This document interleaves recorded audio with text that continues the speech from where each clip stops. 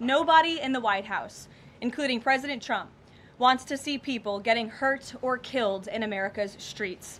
This includes Renee Good, Alex Pretti, the brave men and women of federal law enforcement, and the many Americans who have been victimized at the hands of illegal alien criminals.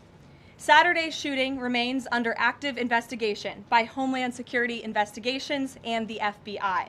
The Customs and Border Protection is also conducting their own internal review. As President Trump said yesterday, the administration is reviewing everything with respect to the shooting, and we will let that investigation play out. But let's be clear about the circumstances which led to that moment on Saturday.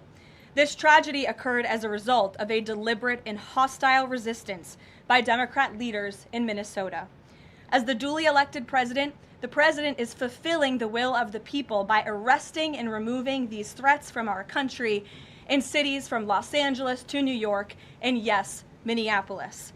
Yet Democrat leaders in Minnesota with sanctuary city policies have actively defied federal immigration law and the will of the people.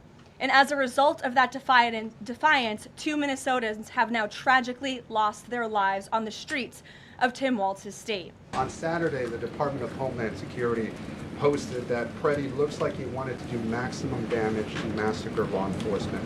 Stephen Miller on Saturday posted that, or called Pretti a would-be assassin.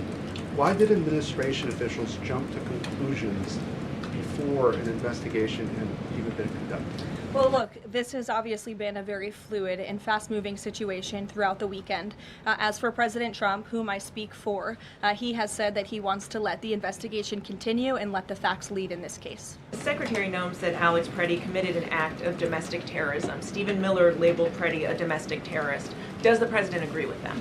Look, as I've said, I have not heard the president characterize Mr. Pretti in that way. However, I have heard the president say he wants to let the facts in the investigation lead itself.